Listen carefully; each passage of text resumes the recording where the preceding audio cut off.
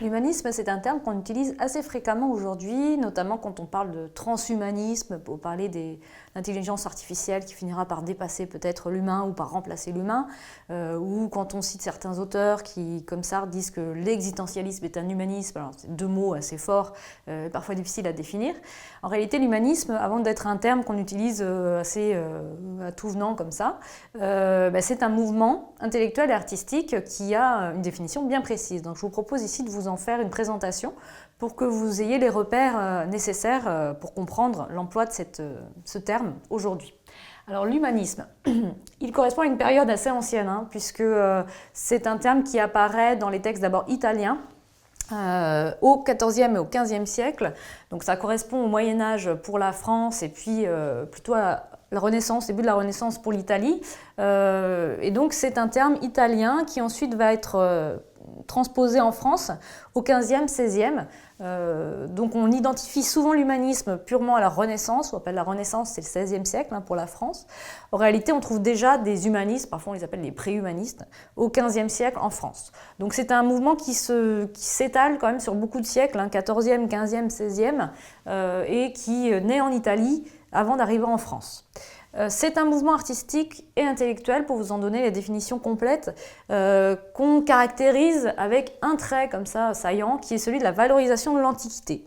Ça veut dire qu'on met en avant, on met l'accent sur l'Antiquité, autant l'Antiquité latine, l'Antiquité romaine, que l'Antiquité grecque, parce que au XVIe siècle, on redécouvre aussi un certain nombre de textes grecs auxquels on n'avait pas prêté attention auparavant parce qu'on ne parlait pas très souvent grec et aussi parce que beaucoup des manuscrits grecs avaient été conservés par les Arabes quand à la fin du XVe siècle, toute la péninsule espagnole où il y avait une occupation, une présence arabe, en fait a été conquise par les Espagnols catholiques et donc les manuscrits arabes sont transmis à l'Europe et on retrouve dans des textes grecs, notamment des textes de Platon, qu'on n'avait plus puisqu'ils n'avaient pas été traduits en latin.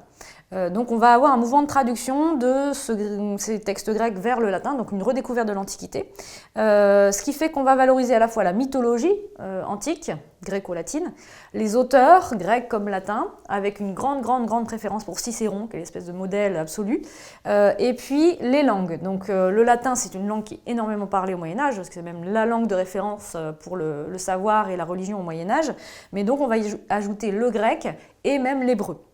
Donc il y a une circulation des savoirs, des cultures et des langues à cette époque.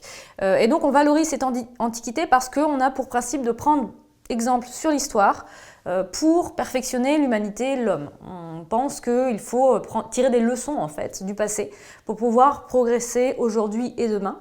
Et donc ça justifie ce retour vers des splendeurs passées qu'on redécouvre pour les textes de Platon ou d'autres auteurs grecs, mais aussi on redécouvre aussi des vestiges romains, notamment en construisant des palais à Rome, on tombe sur des vestiges, par exemple les thermes de Caracalla dans le centre de Rome, on redécouvre des statues, une architecture, un urbanisme qu'on avait oublié.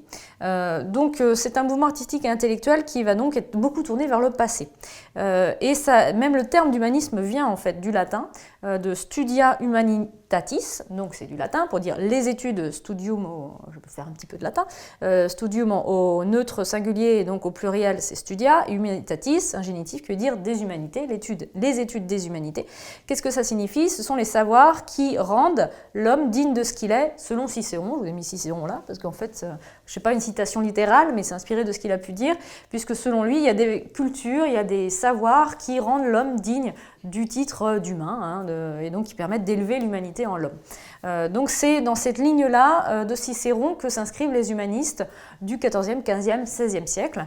Et d'ailleurs, quand ils vont vouloir pratiquer le latin de la manière la plus pure possible, la plus fidèle possible à l'Antiquité, ils vont prendre pour modèle Cicéron. Donc on va parler de latin cicéronique. Les auteurs, là aussi vous voyez que je vous en ai mis petit nombre, puisqu'ils vont s'étaler sur l'ensemble de cette période. Un des plus anciens humanistes, c'est Pétrarque. C'est un Italien, puisque là, c'est son nom francisé, mais en vrai, il s'appelait Petrarca. Pétrarque est un Italien qui vit en France, il vit dans le sud de la France.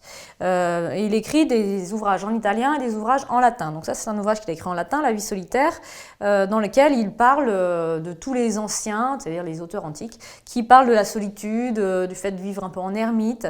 Et donc, il oppose cette vie solitaire selon les antiques à la vie solitaire selon les religieux de son époque, hein, donc les ermites de son époque, les ermites chrétiens, et il essaye de voir en quoi est-ce qu'on peut avoir une solitude lettrée, hein, une solitude où on apprend des choses, où on lit des choses. C'est un grand collectionneur de manuscrits, aussi un grand traducteur, et donc il cherchait à avoir une vie studieuse, mais en même temps une vie qui ne soit pas consacrée au commerce, à l'utilité, qui se détache des valeurs déjà du monde moderne, selon Pétrarque. Dante, lui, écrit un texte qui s'appelle Le Banquet, dans lequel il va défendre l'accès de tous au savoir, puisque c'est un texte qu'il écrit en italien, et où il va parler de philosophie, alors qu'habituellement la philosophie c'était en latin pour les savants, mais pas pour tout le monde. Et donc il va défendre cet accès au savoir antique de la philosophie pour tous. Bien sûr, son œuvre le plus connue après, c'est la Divine Comédie, mais ça, c'est pas lieu d'en parler. Si vous êtes curieux, regardez un peu dans vos manuels ou sur Internet, vous trouvez plein de choses. Erasme, c'est une figure de l'humanisme aussi. Alors, c'est toujours pas un français, hein, et son texte n'est pas écrit en français non plus, c'est un texte en latin. C'est pour bien vous faire prendre conscience de la dimension européenne du mouvement. Et donc, il a écrit L'éloge de la folie, qui est un texte un peu bizarre, où c'est le personnage de la folie qui parle et qui défend tout ce qui, selon elle, semble le mieux. Alors bien sûr, du coup, c'est une critique de tout ce qui ont aujourd'hui, à son époque, été considéré comme le mieux, puisque c'est un miroir renversé de toutes les valeurs de son temps. Et puis Pic de la Mirandole, je vous l'ai mis parce que c'est l'exemple de l'érudit humaniste. Il a étudié énormément de langues, il a su lire très très tôt, et il a produit ensuite à 24 ans un livre qui s'appelle 900 thèses, où il répertorie 900 thèses, 900 opinions, qu'il va discuter et qu'il emprunte à la philosophie, à la théologie et à la mystique juive. Alors c'est un gros mélange, mais c'est pour vous montrer aussi qu'en dehors de l'Antiquité, il y avait des curiosités aussi du côté du judaïsme, et puis aussi un dialogue entre les différentes religions, y compris avec l'islam. Et puis Rabelais écrit dans Gargantua un passage qui s'appelle l'abbaye de Thélème. Là aussi, c'est un peu comme Erasme, on cherche à dénoncer les travers de son temps en promouvant un autre modèle. Et donc c'est une abbaye parfaite où tout le monde s'entend bien, où tout le monde désire ce qu'il faut. Et donc on peut appliquer l'adage qui est connu à l'époque, qui s'appelle « aime et fais ce que tu veux ». Puisqu'il n'y a pas besoin de se réprimer, il n'y a pas besoin de se contrôler, on veut toujours le bien dans cette abbaye parfaite. Alors bien sûr, c'est un édifice religieux, une abbaye, hein. Et donc c'est une utopie qu'écrit Rabelais, dans la lignée des utopies des autres humanistes. Et Rabelais lui-même est un humaniste dans sa vie, puisqu'il a été médecin, il a été religieux, il a étudié énormément de langues, il a lu énormément de livres. Il en a aussi écrit beaucoup, dans lesquels il mêle beaucoup d'influences, et souvent d'ailleurs il se moque un peu du savoir plutôt des pédants ou des savants qu'il identifie à la Sorbonne à son époque. Et puis en bonus, si vous voulez prendre un peu la température de cette époque et voir comment pouvaient vivre ces humanistes en interaction avec les grands de leur temps, vous les voyez parfois apparaître dans des séries qui reconstituent la Renaissance italienne. Alors il y en a plusieurs, il y a les Borgia d'une part, où il y a deux séries différentes, et les Médicis d'autre part. Alors les Médicis sont peut-être plus appropriés à notre sujet parce que c'est une série qui se passe à Florence, à la Renaissance, notamment la saison 2 se passe sous le règne de Laurent de Médicis, et donc on le voit qu'il va notamment écrire des poèmes qui sont inspirés de la tradition antique ou conseiller la lecture d'auteurs antiques à sa femme qui malheureusement ne lit pas le latin, il s'en rend compte assez vite, et donc il ne va pas pouvoir avoir accès à ces ouvrages dont il va potentiellement commander la traduction. Ça va être tout le mouvement de traduction du latin vers les langues vernaculaires, c'est-à-dire les langues maternelle de chacun, de cette époque. Donc c'est une grosse période, un gros mouvement, dans lequel il n'est pas toujours facile de se retrouver, mais picorez à gauche et à droite et vous allez tirer un fil et finir par trouver plein de choses qui vont sans doute vous interpeller et parfois peut-être même vous amuser, notamment lorsque c'est la folie qui parle ou lorsqu'on met en place des utopies